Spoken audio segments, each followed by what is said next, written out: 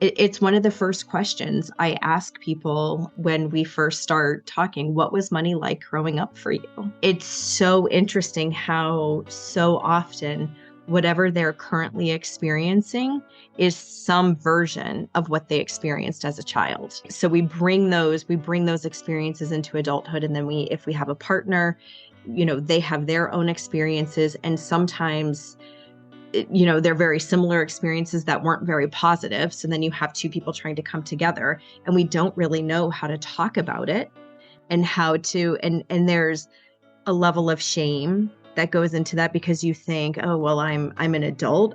These are just things I should know how to do.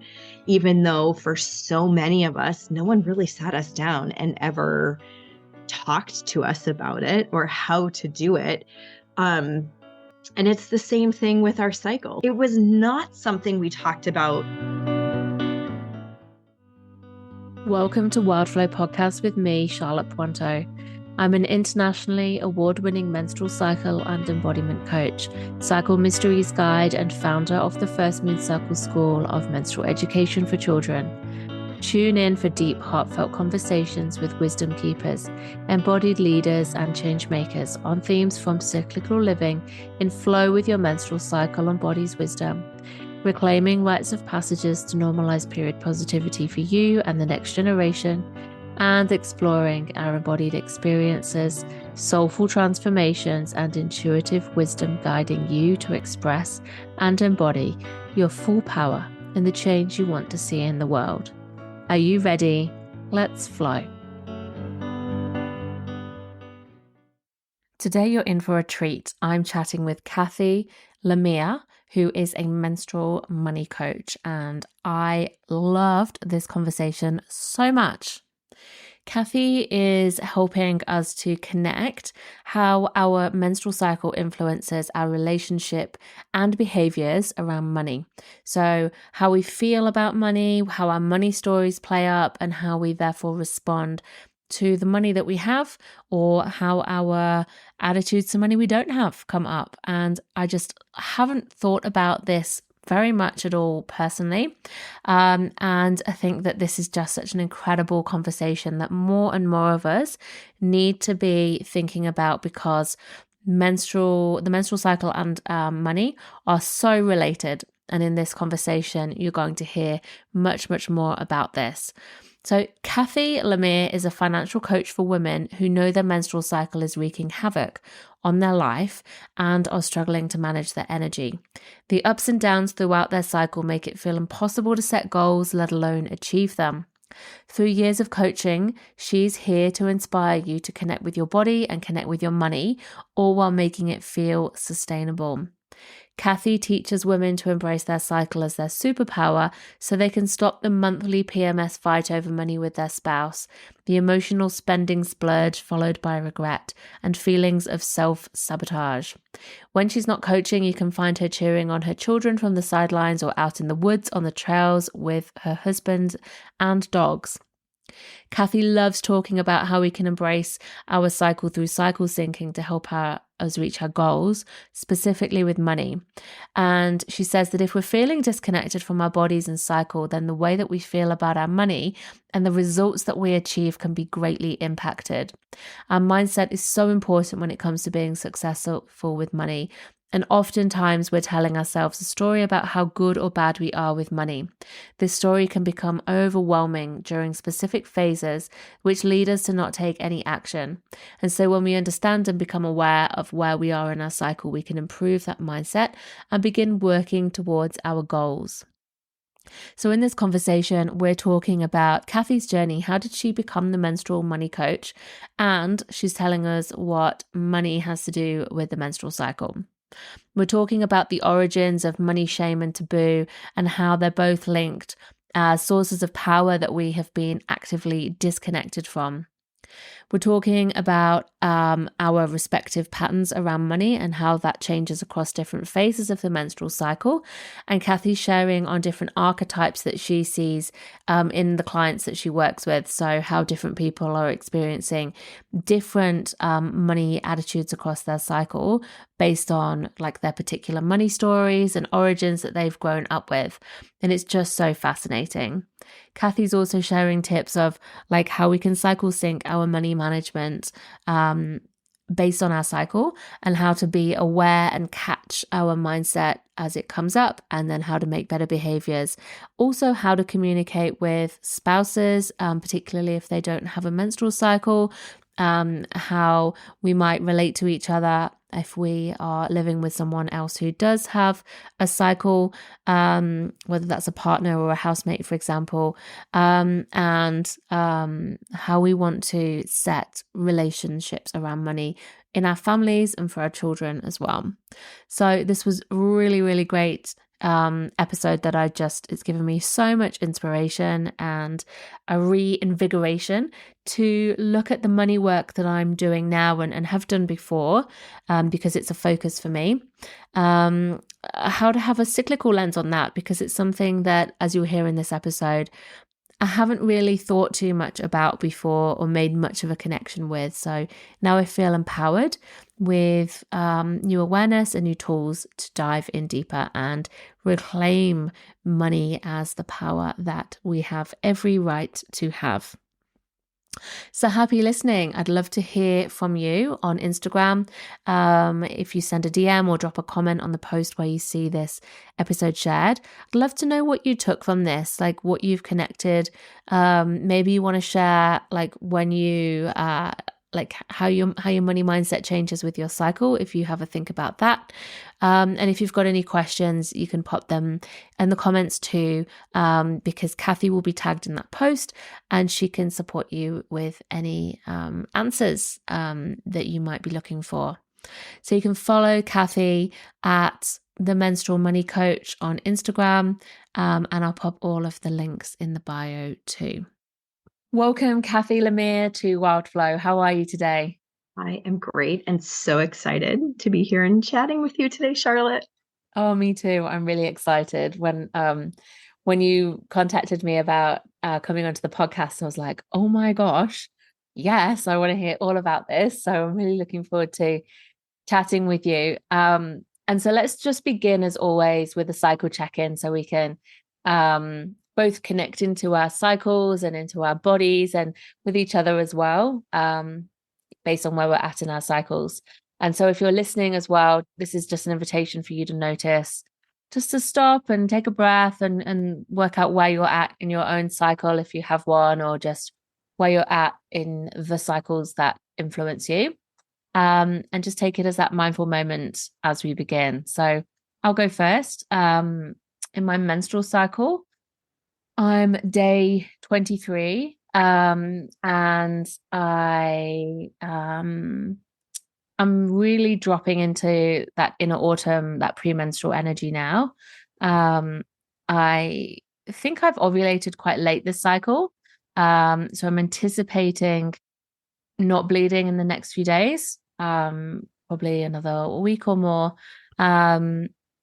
And this is still just coming off the back of COVID that I had probably 2 cycles ago, that really messed up my cycle. So it's still a little bit all over the place. And personally, I've just had a really stressful month this month as well. So I'm allowing for this to be a bit out of my usual rhythm.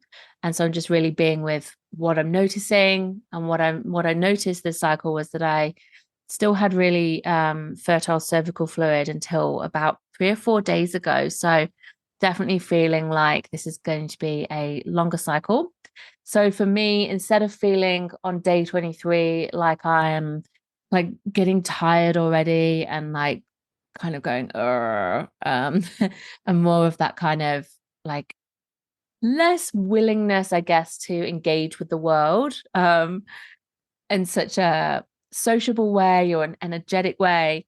I feel like I would normally be closing up a little bit. I feel like I'm still very much in that like open state, and my energy is pretty good. And I did 2 hours of training at jiu-jitsu last night and like enjoyed it. Like I definitely can tell like jiu-jitsu has become a really good barometer of where I'm at in my cycle, because I sure know when I've got energy and strength and when I really don't. And I'm like, I just do not even want to go there.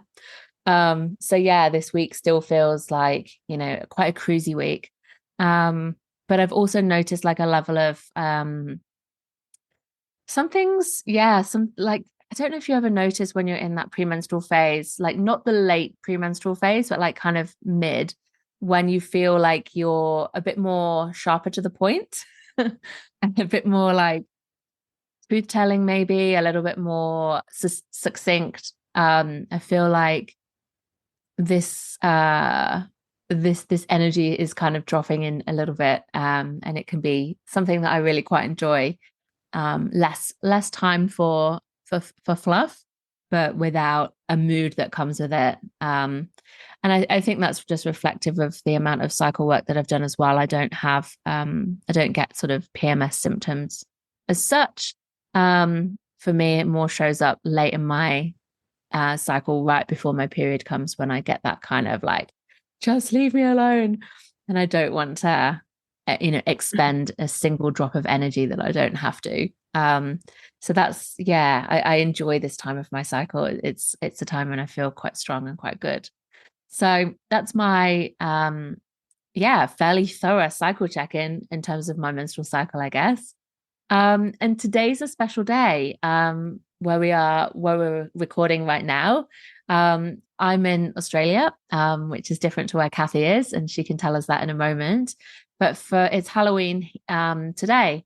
And so in the Southern Hemisphere, we don't necessarily like we celebrate Halloween. It's something that's, my children are going trick-or-treating, but the kind of seasonally suitable celebration is actually called Beltane, and it's that peak of spring and that sort of crossing over to summer, welcoming summer's arrival. And if you notice outside here, particularly anyway, it's really starting to get hot. Yesterday was our first hot day, and it was quite humid as well. And even at nighttime, it was still really warm, and the flowers are all really blossoming and blooming, and everything's super green and lush. And it really feels like we've just crossed over into, or we are in the process of crossing over into a different season. Even though, technically summer doesn't really arrive on the Gregorian calendar for another month. I think what's really interesting about noticing these sabbats, as they're called, these sort of every 7 to 8 weeks or so around the year, is that it can help you to tap into these subtle energetic shifts that we can really notice if you pay attention beyond just what these 4 seasons of the calendar are telling us. So yeah, Beltane is something that is celebrated in cultures where it's like really earth-based spirituality, or agricultural, particularly like pagan traditions, and originating from like Celtic places. That was its name, and it's this real sort of celebration of like winter's proper ending, and this summertime, and the joy of all of that to come. So that's where we're at in the south. And we just passed full moon as well. So there's this real like this high energy still. And yeah, we're not going to really notice that kind of descent with the waning moon for a little while yet. We're still very much got that really bright full moon that's in the sky at nighttime. So yeah, and I guess the only other thing I want to add is, because of our time zone differences, is that for me it's we're coming into mid-morning. It's like nearly 10:30 a.m. here. And so it'll be interesting to invite Cathy. I'd love to hear from you, just whatever it is that you want to share in relation to a cycle check-in, because we're in different places, as you'll share, and we can just like notice how we relate, how we feel, and then how maybe we relate to each other as well in these different places and spaces in our cycles. So yeah, would you like to share with us? Yes. Well, thank you. Well, so this is just going to be so interesting, I think, because it's going to be a really fun conversation, but we're in complete opposite spaces right now. like you said, it's morning for you right now. It's evening for me, and I'm winding down my day. Tomorrow is Halloween. Um, today was just such a, I see the sun just like beaming in through your window, and today it was just so gray and dreary, and I'm in a sweater right now, and just wanting to just settle into this nice cozy conversation. And on top of that, I'm on cycle day 12. So I am just like bursting with energy, pair that with the full moon. So my energy is just, even here for me right now, it's about 7:30 p.m. I still have plenty of energy for the day. And where you're later in your phase or in your cycle, it's just we're kind of like in total opposite energetic spaces right now. So I think this is just going to be so fun. Seasonally, it's very different. We're coming into winter, and um, it's just we're pretty opposite right now. But this is, Mm. and it's really interesting too, because when I'm looking at when I um want to book podcast episodes, I typically want to do it during these like 4 to 5 day stretch, like day 10 to like day 14. And I've been noticing more because like the as you said, like the less willing to be open as you go later into your cycle, that can pair with me with increased feelings of anxiety and senses of overwhelm and things. However, I've also noticed I'm incredibly focused and, just like you said, a little more succinct and to the point, where this phase of my cycle, I feel like I can just be incredibly verbose. Yeah. So I'm like thinking and wondering, like, I wonder if maybe I should shift that. Um, a little later. So like maybe my energy just comes down a little bit, because sometimes I think I can be like way up here at, a 10 energetically, and maybe need to bring it down a little bit. So just something to consider for me in the future, I guess. Oh, I love that so much. I think that's a really fun reflection. Yeah. And it's interesting actually. Like I've had um over the years I've had quite changeable cycles. I guess just, it does really respond to what's going on, and sickness. I've had COVID twice, and both times that really, really messed up my cycle. And it's not been that long actually since I stopped breastfeeding my youngest. I don't think it's been a year. I can't actually remember when it was. So I think it's coming up to a year, and that was really affecting my cycle as well. So like I had my cycle, but it was like the hormone levels were just not at their, optimal kind of rhythm.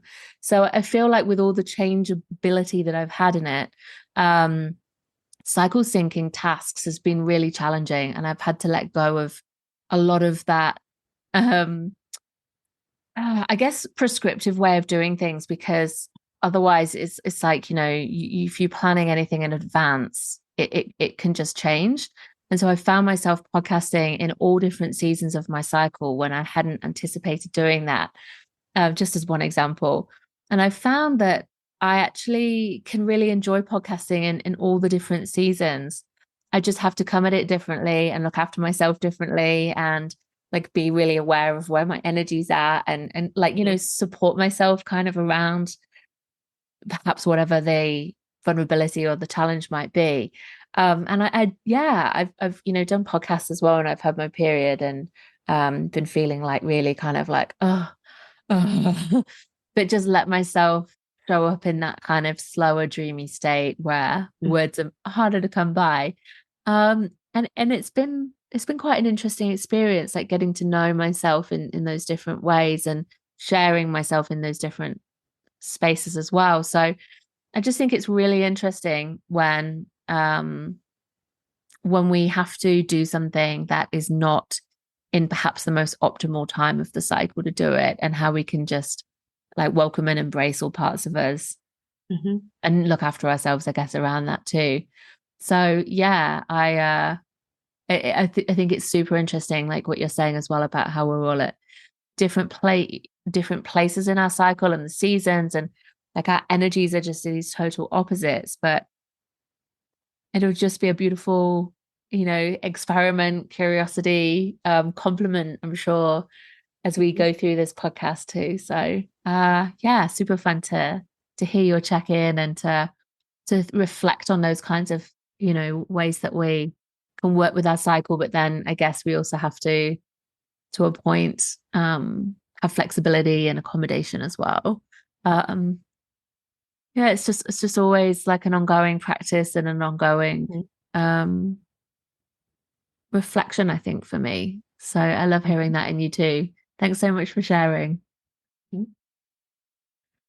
Right. So I'm really looking forward to diving into this. As I said, when I saw that you're the menstrual money coach, I was like, what is this? Tell me, tell me, tell me, tell me. Um, so bit of a personal, I guess, story as well, just to give context as well to like why I'm really interested in this is that like obviously menstrual work is what I do and I've been doing for a number of years. And I'm really, passionate about that. And then personally, money is an area where I've been doing a lot of my own work and my own kind of learning. And it's been like a real area where I found a lot of resistance. And it's something that's not come easy to me. And I hadn't, well, only in the last few months, I think, have I made a personal connection between my menstrual cycle and money. And so I was like, I just noticed a couple of things and was like, oh, that's kind of interesting. But beyond that, haven't really gone any further at all into this connection between money and the menstrual cycle. So I'm so fascinated that this is your work. This is, this is what you're doing. This is what you're really wanting to educate people on. And so I just love to ask, first of all, how did you come to be the menstrual money coach? So I guess that's one question. And the tail end of that is like, what does money have to do with the menstrual cycle? Well, it's more, I guess, that I would flip it. And what does our menstrual cycle have to do with money and how we, depending on what phase we're in, how we think about our money. And it's really fascinating, I think. But how I got here is really through my own journey. I came to financial coaching many years ago through my husband and I. We were struggling with money. We were fighting all the time about money. It seemed like no matter what we did, we were still paycheck to paycheck. We kept saying, when our kids are no longer in daycare, then things will be easier. When we get that next raise, things will get easier. When this happens, then. And the thing is, those things were happening and nothing was getting easier. And it was becoming more and more of a stressor within our relationship. And neither one of us really grew up with a lot of money. We didn't really know anything. We just kind of were looking around at what others were doing and we're like, okay, like we're just checking the boxes, right? Like we went to college and here and in the US, many people graduate with tens and tens of thousands of dollars worth of college debt. We were no different. So we had that. We started a family, and it was just all of those everyday life building things that were happening that was starting to feel more and more of a burden. And we didn't really have a plan. We were literally winging it every single paycheck, every single month, and then fighting about it badly as well, to where I was laying awake at night thinking, like, if something happens to him, this is horrible to admit, but if something happens to him, I don't even know who we pay our mortgage to.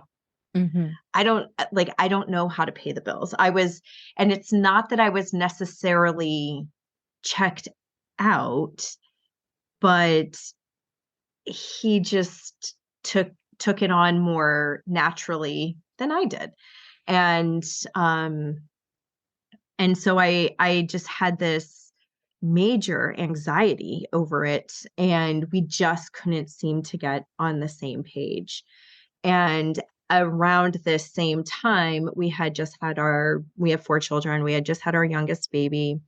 And I knew at that time I was not going to be going back to work because it was just at that point really, really challenging to manage having 4 young kids and childcare expenses. And just, I felt like I was working so hard to make everything work, to make it work for everyone else except for me.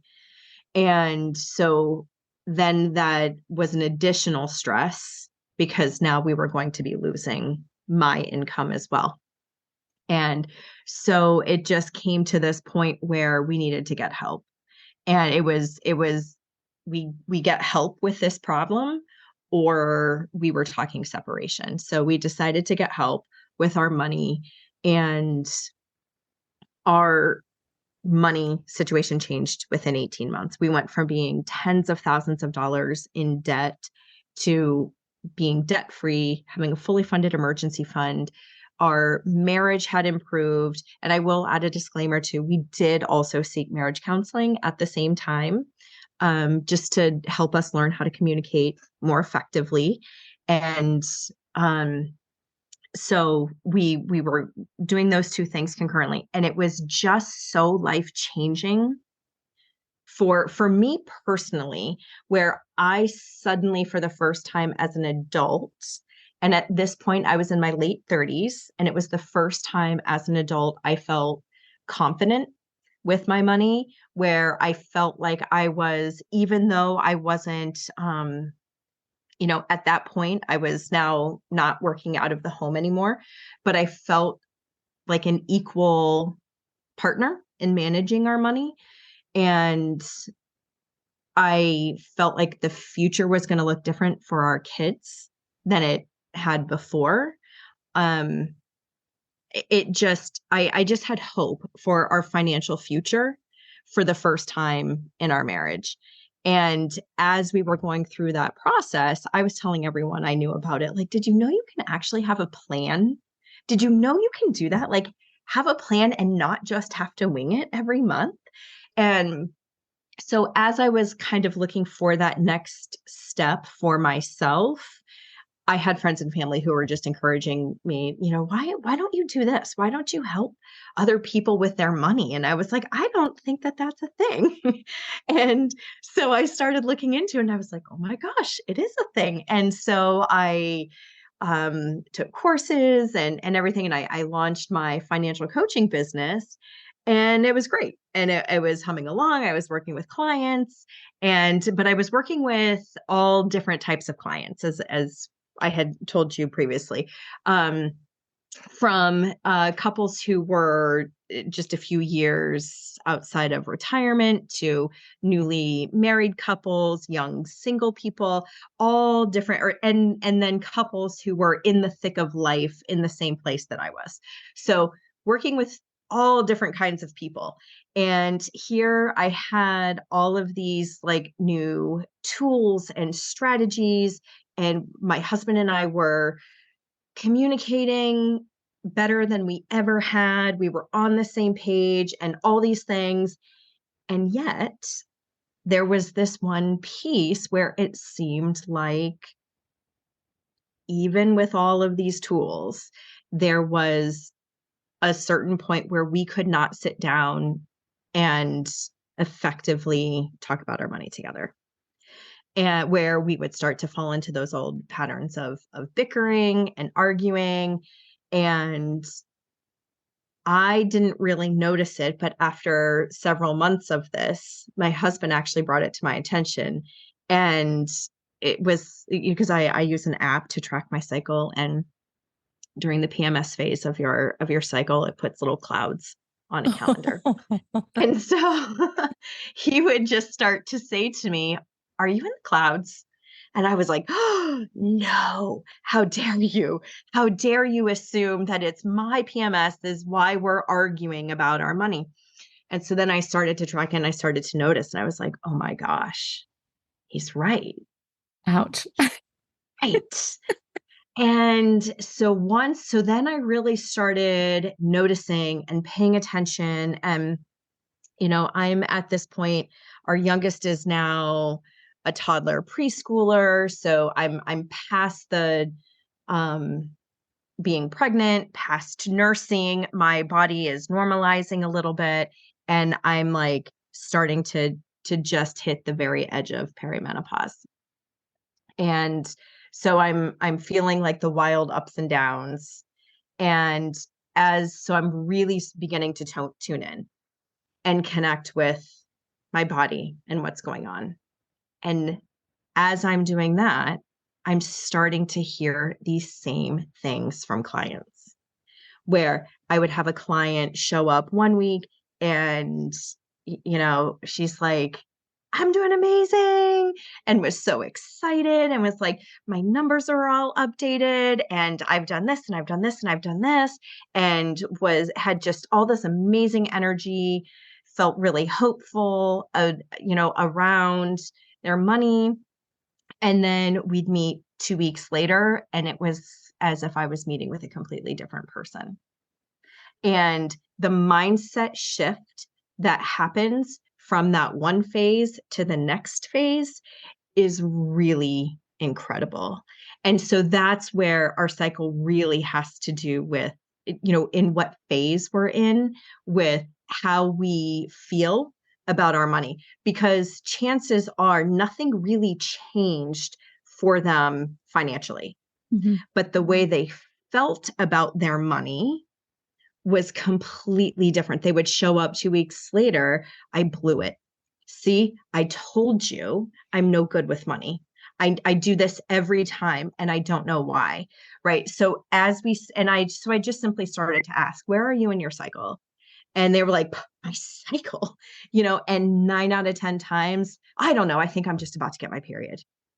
And so we just started paying attention, and it was really just deeply listening to what I was hearing from my clients paired with my own experience that led me down this path. Because the more I talked about it with other women, the more I heard like, oh my gosh, me too. And no one's talking about this. And at the same time, my cycle I was feeling very hormonally imbalanced. And so I went to my general primary care physician and was saying, like, I'm feeling crazy. Like something's not right. I'm not, I shouldn't feel like I want to walk out on my family every single month. And she was completely dismissive and just said, oh, totally normal. You're just perimenopausal. I'm like, this can't be normal. This can't be normal. And, the more women I've talked to who have had a similar experience of just being dismissed, makes me just want to lean into this all the more, because I think these two areas, money and our health, specifically women's health, I feel are two areas where women are grossly, grossly underserved. And so that's kind of the natural progression of how this happened. And I've had people reach out to me and say this is taboo. These are things that we don't talk about, and for good reason. And I suggest you uphold that taboo. And it just makes me think like that means there's a lot more work to be done. When has upholding the taboo ever really worked out well for women? Ugh. There's so much in there that I just want to unpack. And I think where I want to just go next is really speak to that bit about taboo. And like I was reflecting as I was thinking about, us having this conversation, like you're right, money and the menstrual cycle are those two areas, more perhaps than anything else I can think of, that are absolutely like taboo, not talked about, like secret silence. Like money is like you said, like it's the men's world. It's they manage it. You look at traditional families where there's a couple and the man pays the bills and he manages the money, and the woman like doesn't have literacy in that area. And it's like it's been taken away from us. in times gone by, pre-patriarchy, it used to be women that would hold the land and the wealth, and it got passed down the matrilineal line because you could guarantee who a child's mother was, because it was obvious she was the child was born from that mother, and so it was passed down that way. And in times it used to be like the priestesses, for example, who would have high positions of power and would have money and would make leadership decisions and be really involved in in wealth and land and all of those kinds of things. And then over time it's been taken away because it holds power. Money holds power, we know that, right? And it's like with the menstrual cycle, it used to be something that we had great knowledge around and great reverence for and respect, and everybody saw the power and the value in it, and it's been taken away from us again. So these two great things that hold immense power have been removed from us. Our access, our understanding, our literacy, our kind of ownership of it have been removed to the point where other people manage it for us, both our bodies and our money. We kind of feel like we only really look at and most people come to look at their menstrual cycle when it causes a problem. I think with money, there's a real thing in that too. It's like we cruise, and then it's like, okay, I'm in a pickle. I think I really need to actually do something about this. And with both, there's huge amounts of resistance. And yet we know that anything that is removed from us or is a taboo is so because it holds immense power. And it's a way of keeping people disempowered, particularly women, because, that's the order that we live in. And I just feel like you've really hit on something here where they're so related. And I really want to hear about that from you, about like how we can repair that relationship to both, I guess. But I really feel like, we need to see both of these things. And money, everyone's here listening to this podcast because they're interested in the menstrual cycle, but money much less. And it's something that I will have cycle check-ins with girlfriends, for example, but we don't talk about money. It's like it is such like an off the table topic, and I think that we all really need to be owning, responsible for our money, knowing how to pay the bills, like having a plan. It's just something that because I've been there too, where particularly when I've had children, and I also had a job that I really didn't like, but was like, well, I need to do this because we need the money. And then it got to the point where that job wasn't sustainable or feasible anymore. And in the early days of starting this business, the reason I really started this business was because I didn't want to feel like I had to rely on him. And also what if anything happened to him, what then? And I think that, this can be something that's like deeply seeded in many of us too, is like we inherit our relationship to our menstrual cycle. And I think we inherit a relationship to money as well.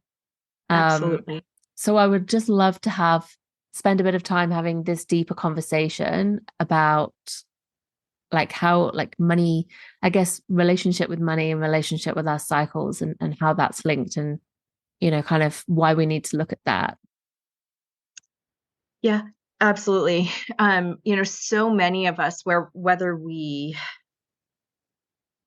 realize it or not, grow up with a money story that we then bring into adulthood, right? So a part of that for me, I lost my father at a very young age. I was 9 years old. And so seeing how, and of course I didn't have language for this at that time. And it's just all what I'm experiencing as a child, and seeing how my family changed and where we had stability all of a sudden we no longer had stability. Um, and in my adolescent point of view, my mother started dating much well before I felt like I was ready for that. And again, in my adolescent point of view, it was because she needed someone to help support us. And so that is what I saw and I experienced and I brought into my adult relationship with money, and that it became so important for me to feel like I would never be dependent. Mm. So when I found myself in that position and I'm laying in bed awake thinking, what if something happens to him? That's what I was feeling, right? I am completely dependent. This is a position I never wanted to be in. And I think for women, especially, if you don't have confidence in money, with your money or over your money or control over your money, you lose a little bit of power.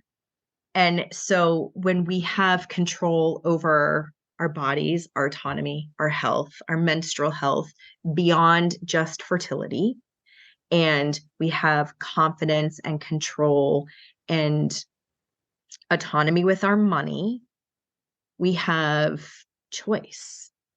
And that is what leads to women making empowered decisions and feeling stable and feeling connected, and really just having that feeling that they have equality within their relationship if they're in a relationship, or even if you're on your own and you're single, and feeling empowered and confident with your money. And it's one of the first questions I ask people, when we first start talking, what was money like growing up for you? And it's so interesting how so often whatever they're currently experiencing is some version of what they experienced as a child. Right. So we bring those experiences into adulthood. And then if we have a partner, they have their own experiences. And sometimes, they're very similar experiences that weren't very positive. So then you have two people trying to come together and we don't really know how to talk about it, and how to, and there's a level of shame that goes into that, because you think, oh, well, I'm an adult. These are just things I should know how to do. Even though for so many of us, no one really sat us down and ever talked to us about it or how to do it. And it's the same thing with our cycle. No, I mean, at least I can say that for myself. It was, my mother tells the story of when I first started my period. I remember I was in 7th grade. I was in chemistry class. She took me out that night to get ice cream, bought me a very popular book at the time. It was called like Our Bodies, Ourselves, or I believe, and a big thing of pads. And that was it. And she said, I asked, well, how long am I going to have this? And she was like, oh, you might bleed for like 4 to 7 days. And my response was like, that's not bad. And she was like, oh, she doesn't get it. No, like every month for the rest of your adult life, and I just had, and a part of me now as an adult is like, well, yeah, mom, I didn't know because you didn't talk to me about it, because I didn't know. And it was not something we talked about, with my girlfriends and things. And, we had all these code words for it and stuff. Mm. And I've had women who are postmenopausal, who I've worked with, who, have just been in tears and saying, I am so happy the women coming up behind me are talking about this, because when I was coming up and going through it, I had no one to talk to. I couldn't even talk to my partner about it. It was that taboo and Mm. something we just didn't talk about. Right. And what has been portrayed in in Hollywood and movies and television, it's always like the crazy hormonal lady, right? Flying off the handle. That is what society is telling us, that if we're feeling emotional or hormonal, that's how we're pictured. And, I just want to change that narrative, and that there's so much more happening with us, and that within each little phase of our cycle, we have these like superpowers within each phase. And there's so much more that's going on for us than, flipping out during PMS. Yeah. I love that. I love that so much. And you're like, I think your experience there is so common for so many people. That what you're saying there about not knowing about how you're like what to expect with your menstrual cycle. And you're so right. Like nobody teaches us about money, and nobody teaches about the menstrual cycle. Like the only thing we learn about our menstrual cycle is strictly with regards to fertility. Yeah. And not everything else that's happening for us hormonally. Yeah. Especially as if, you're looking at teenagers who are just starting, and it's all about, how not to get pregnant. And then we don't really think about it again until you're an adult and now maybe trying to get pregnant. And, and you don't really think much about it until you start experiencing issues. It's just something that we are so conditioned to think it's just something we have to deal with and manage, as opposed to something that we can embrace in this like beautiful cyclical way of living, which is how we're meant to be, is how we're wired to be. Yeah. You had mentioned jiu-jitsu, and an example that I like to give often, and it really hit me this past summer for me. So what I love to do, I love to run, and my husband's also a runner. And in June, we both ran a half marathon together. And so we did many of our training runs leading up to the half marathon together. And my last long run pre-race was about 2 weeks before the race. My longest training run, which was about 12 miles. And I was like thick in PMS. It was like the day before, the day of, I was supposed to start my period. And it was really hot. We started a little bit too late. And I just had no energy in the tank whatsoever. But I knew, I'm like, I have to get this run done. Even if nothing else, just to ease my anxiety for the race of like, I have these miles in my legs, I can do this. And I ended up having a terrible run. Meanwhile, my husband had an amazing run. He put down 12 miles, no problem. And then later that day, I did start my period. And this is where, for me, embodying cycle syncing has been such a game changer. It's the next biggest game changer in my life after getting our money under control, because pre-cycle syncing, and this is what I find too is so common with so many women, I would have been saying things to myself like, I'm terrible at running. There's no way I'm going to be able to do this race in 2 weeks. That was awful. I don't even know why I bother trying to run, because it took me to do, cause I had to stop. I popped in a store to get a drink. It took me about 3 hours to get this, and that wasn't even full race distance. And meanwhile, he had a great run. And for me to try and compare where I was at energetically and hormonally to where he's at, where he's the same every day, is so unrealistic. But that's what we do. That's what we do in the workplace. That's what we do socially.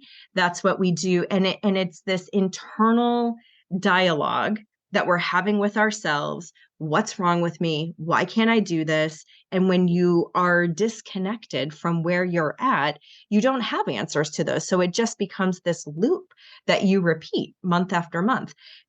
But instead, because I knew I'm starting my period today, this is probably the worst activity I could be doing going out and running 12 miles the day I start my period. Yoga would probably serve me much better today. I can just let it go. Right? It doesn't have to say anything about me at all. It's just, this is just where I'm at. And sometimes we can, take a look at our calendar and we can shift and make adjustments to our engagements, our social calendar, meetings at work, whatever that is. And sometimes you just have to go out and get it done anyway. But releasing that guilt, that shame, that negative voice that just loops in our head can be such a game changer. And that's what happens with our money as well, right? When we get back into that PMS phase, when we're like, I blew it again, I knew it. And it's like, you didn't, nothing actually changed. We need to look at this loop differently and know that, sitting down at the height of PMS probably isn't the best time for you to sit down and work in your budget or with your partner or something like that, right? There's a better time during your cycle to do that. And you might just be doing the wrong task at the wrong time, or, that it's not optimal. Mm-hmm. So you're having those negative feedbacks in the same way that, going out and trying to run 12 miles on the, day that you get your period it's not an ideal task to be doing. I love that story. I think that's such a brilliant example of, like when you're fighting against your own inner rhythm, like where you're at in your cycle, but also that comparison between, what it's like when you have a cycle and when you don't have a cycle, and, like releasing that, those stories, I think is really powerful. So I'm really curious then, with a money lens, I'd like to share the reflections I had that came to me about my cycle with money, and dive into, like, more about how we can work with our cycle to work with money. So what I've noticed is that when I'm in my follicular phase, when I'm in like my spring and summer, I'm really optimistic about money. I'm like, oh, I'm really hopeful, like, and trusting, like money always flows, money's coming in, like all is well. Like, yes, we might have big bills or like be a bit short maybe, but it's like, oh, I'm like, all is well, all is in hand, all is good. But it's also a time when I'm really most likely to go and make unnecessary purchases. So I'm like eyeing off a dress and I'm like, I really want that. And I'm like, oh, like, it doesn't matter if I just buy that, does it? And I'm like, add to cart, that kind of thing. But I also have this pattern now where I never just buy something immediately. Like like sort of have told myself that because I'm not responsible with money, I think this has been like a long, the long-term story.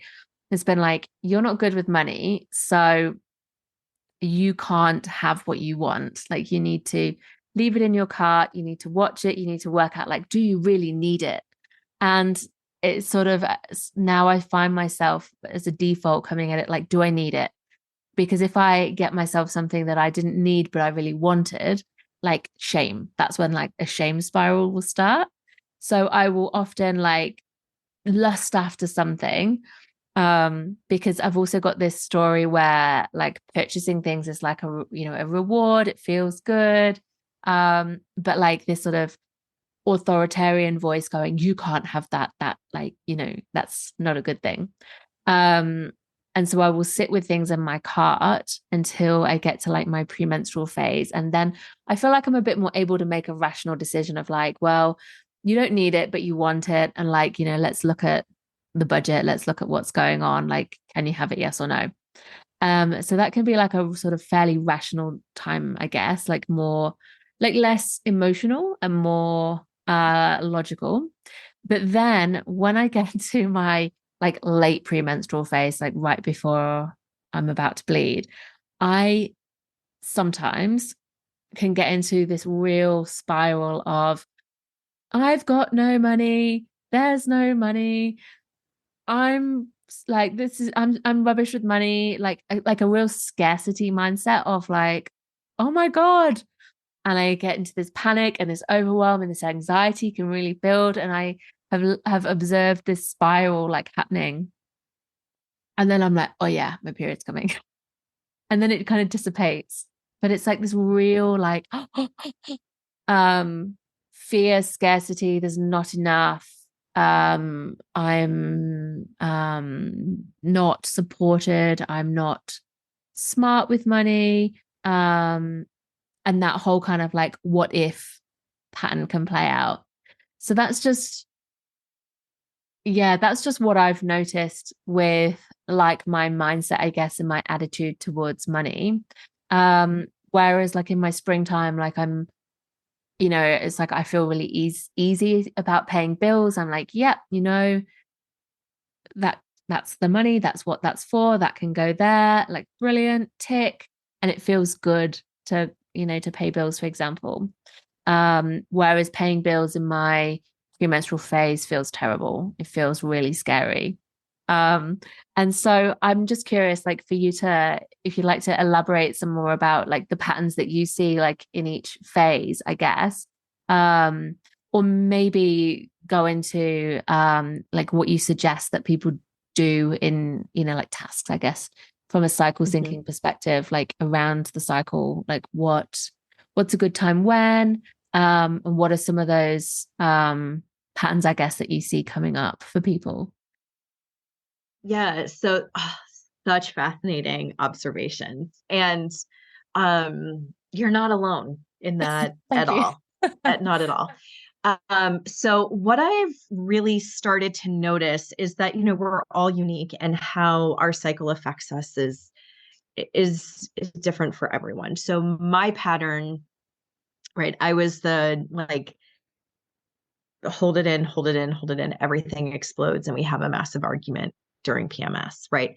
So there's these kind of like archetypes that I'm noticing. And that's one of them, the PMS argument, where that's just everything kind of builds up the whole cycle. And if money is a stressor in your relationship, that's most likely when it's going to come out, when you're having the really heated arguments over money. You have the most negative outlook on your money. It feels incredibly stressful. That's when you're saying, here we are, paycheck to paycheck again. When is this going to end? I've had enough of this, things like that.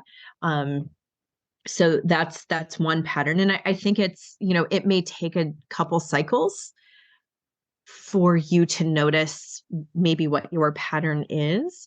I just had someone say to me recently, who's been following me, an acquaintance, say, she's like, when you first started doing this, I was like, I don't know what she's talking about. Like, I don't know. And she's like, and the more I listen, the more I'm paying attention, I was like, oh my goodness, when I am like just about to get my period and I'm feeling like irritable or bored, or she's like, what am I doing? I'm on Instagram and like carding, carding, carding, carding.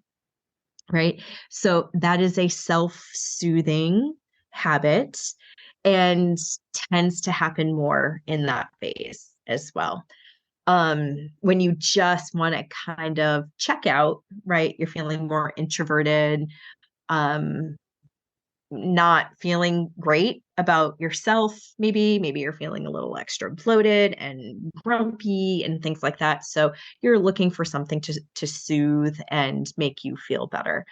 And then there's a group that I'm seeing as well, where around that follicular phase, where, just what you said, where everything feels easy, you feel very hopeful, but that's when we're also more likely to be outgoing, energetic. That's when we say yes to all of the things. Do you want to go get drinks? Yes. Do you want to go do this? Yes, because we have the energy, we're feeling extroverted, all of those things. And so that we start to say yes and I have found, not surprisingly, because our menstrual cycles are not studied among the medical community very extensively, but there are studies that support that women's impulsivity does increase during their follicular and ovulation phase. So that's when we are more likely, I should say, more likely to be impulsive and maybe make purchases that we had not previously planned for. And then, so if that is your pattern, and then that's when, then 2 weeks later, when you're in PMS and you're saying, I blew it again. But just knowing that and having that awareness, we can, pad your budget around that. There's so many things that we can do. But that's also what I notice where, so much of this comes back to mindset, and just having that connection this is also the time when people are saying yes to engagements that maybe are a couple weeks out. Like, oh yeah, that sounds fun. I'd love to, join you on this or that. Or yes, I will show up and volunteer at the kids' school for this activity or that activity. And then without really checking in on their calendar to see where they're going to be in their cycle. And then the event comes up and they don't want to do it at all.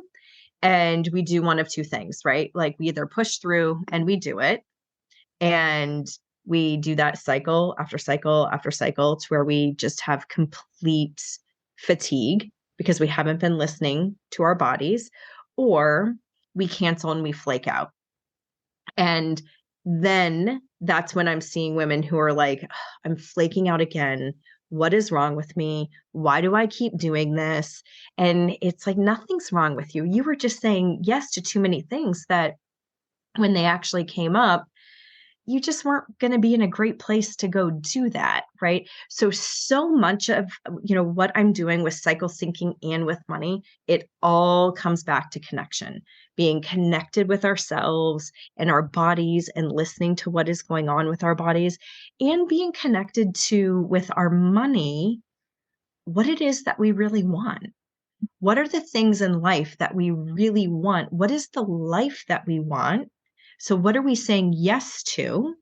And how is that in alignment with being in sync with our cycle and being connected, so that it makes saying no to the things that aren't in alignment so much easier?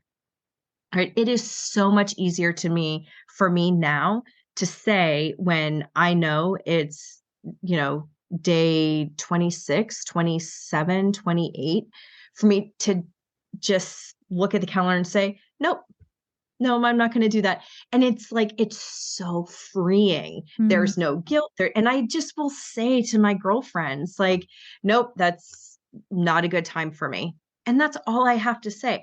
And when it comes around and I'm like cozy on my couch and I've got tea and I just am like relishing in my decision, and I knowing there's no like fear of missing out.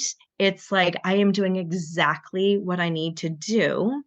And what I find is that when we do that, we have more energy going into the next phase of our cycle. So we're not as depleted. And so that's why I love just embracing cycle syncing with managing our money, because it makes reaching those goals a lot more sustainable, instead of like, just going feast or famine and you're never going out to eat again and not until all your debt's being paid off. And, like that just doesn't work in any goal you're trying to reach, no matter what it is. So it's a way, I think, for me, to slow down,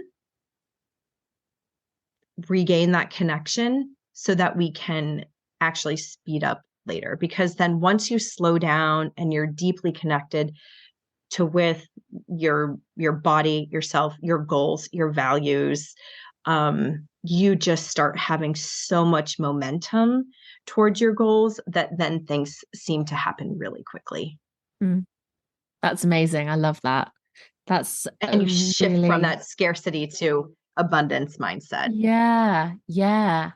I think that makes it seems really obvious when you describe it like that. It's like, yes, of course, that makes so much sense. But I think in reality, very few people have made that connection and are really Mhm.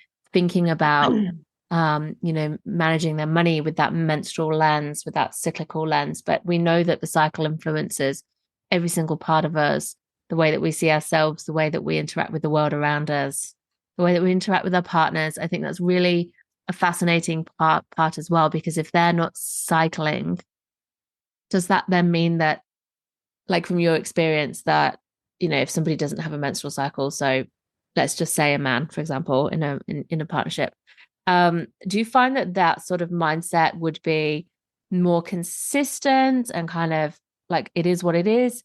And so as the cyclical person in that relationship, like we are going to relate to our partners differently.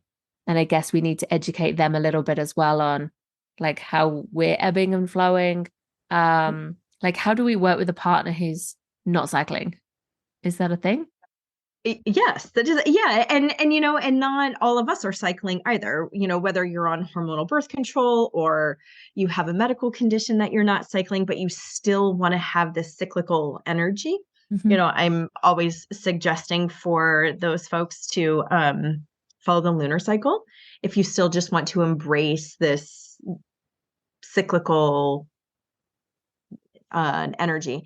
But I think the biggest thing, if you're living with someone who is not cycling, is just to bring awareness so that they know how to best support you and how you can have constructive conversations when maybe because I will, as I mentioned, my husband was the first one to really point this out for me because he was the one walking on eggshells for several days every month, right? So our partners do know what's going on. They just don't know how to talk to us about it, and they don't know when a good time to talk to us about it is. They know it's probably not during the height of PMS, but outside of that, they don't know when to talk to us or how to ask without, us like,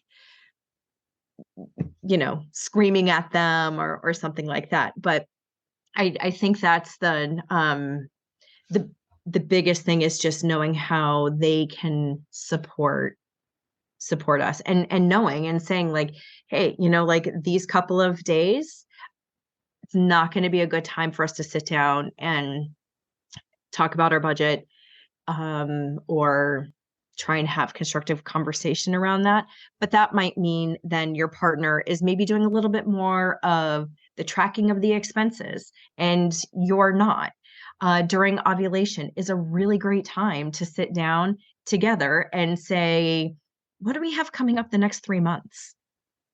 And have those big dream conversations. And where do we want to be 6 months from now? Where do we want to be a year from now? Because as you said earlier, it all feels lighter and easier to have those conversations at that time. And it's a really good time then to look at your calendar for the rest of the month and say, what could we maybe move around? And what do we have coming up over the next couple of months? It's a nice open time to have those big, dreamy, if money weren't an issue, what would we want things to look like? And okay, how can we put a plan in place to take steps to get there? I love that. That's brilliant. And I was just reflecting as well to myself how, if someone's in a relationship with if both people are cycling or living with somebody where there's two people with cycles that are maybe like not aligned as well, the same logic applies. Like work to your strengths depending on who's at where in their cycle and, share where you're at, communicate. One person maybe takes the certain tasks on when the other person doesn't, or just for example, just thought that was another like that's such a brilliant way of looking at it. Have that communication, ask for support, share where you're at. And I love the sense of using that like follicular ovulation time as like tracking and then dreaming and like big picture visioning. And I think, we don't do enough of that in my relationship, enough of that kind of like daring to dream, like letting ourselves Mm. think about, like, because like my husband has his particular money stories that, are quite strong. And I'm like working through mine. And I have awareness of what they are. But I think that, that's something else that I've noticed as well. I need to kind of really notice, pay attention to, is like, what's my story? What's his story? What's just a story? What's versus Mm-hmm. what's the truth? And like, I'm going to encourage ourselves to really dream into it. And instead of going, oh, but like, that's not going to happen, or like, it's like, why would we like dream into that? Because it just feels unattainable. Like, that's part of it. Like, that's how we set goals, and that's how we work towards what we want, rather than, I guess that's how we break that cycle as well. So there's heaps in there that I'm going to take from this conversation. And I feel really like inspired and invigorated. And I feel like at the particular point I'm at in my cycle, like, you've helped me to really tune into what's present for me around money at the minute. But I'm going to approach that new cycle as it comes, like in a completely different way, I think, to how I have done in the past. So I'm going to use this time to share with him what we've talked about. And yeah, take that real cyclical approach into the money work that we're doing, because we're doing a program at the minute that we're both doing together. And I can see how not having a cycle focus in that program or in the work we're doing, like how, like, it's like a real missing link. So I think what you're doing is really amazing, and so fascinating.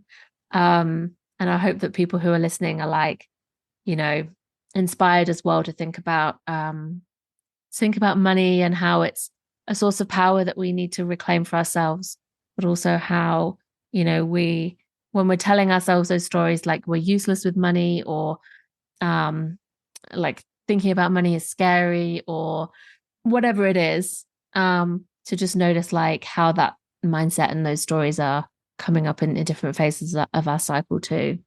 So thank you so much, Cathy. I've loved this so much. Yeah, this has been so fun. And I just hope too that if you are someone who is experiencing the wild ups and downs and just are feeling like, oh yeah, this all sounds well and good, but I just don't even have the energy to take on tackling my money. I know I need to. Um, and if money is something that is stressful for you in your life, by cycle syncing and reducing our symptoms is going to end the stress around your money, and gaining control is going to help reduce your symptoms. So you're not going to feel as up and down as maybe you're. And because I hear that pretty frequently, in that I don't even have the energy for one more thing. And Mm. it's like, okay, well, let's deal with that first and get you energetically at a place where not everything feels so overwhelming. And then we can start making sense of where you're at financially. Mm. What an awesome point. Yeah, I love that, and how those symptoms can be linked. Amazing. Mm-hmm. So if anyone Yeah. wants to come and find you, work with you, could you share with us about where people can connect, but also about the offerings, the coaching, what programs or services you've got available as well? Yeah, so I'm mostly on Instagram at the Menstrual Money Coach. Anyone, can feel free to send me a DM or go to the menstrualmoneycoach.com and connect with me there.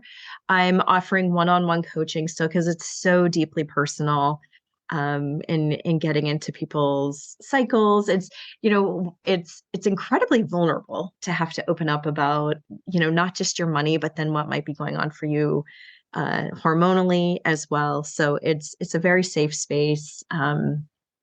We're just private one-on-one coaching for the moment, because I love getting to know my clients and their stories, and always feel it's such an honor when people share with me their journey, and to be a part of their journey is it's so incredibly rewarding. Amazing. That sounds wonderful. Thank you. So everyone go check out Cathy. And if this is something that you're like, yep, I need to dive into this. This is calling me. This is like a real area where I'm feeling blocks or resistance, or just like, I need to, like, I really need to face this.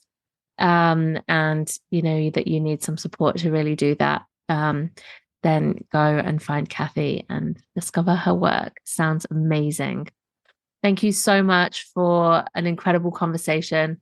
I'm sure everyone's going to find this really illuminating and inspiring. So yeah, thank you. Thank you so much. Thank you. And I have to say your day 23 energy was very calming for me. So thank you for that. Oh, that's good to know. Thank you so much. Yes. Thanks so much for listening to Wildflow. I love having you here. If you're loving this podcast, why not leave a rating and review and share your favorite episodes with those who you think would love to listen. And if you share on Instagram, tag me at charlotte.pointo.coach. To take the next step in your own journey of learning how to live, love and lead and flow with your cyclical nature, and for deeper guidance and support in your cycle embodiment journey, you can discover my freebies and join my Wildflow Coven, my new Cycle Wisdom membership, or even discover my group programs, private cycle coaching and courses, all on my website at charlottepointo.com. Until next time, go well with the flow of your body's cyclic nature.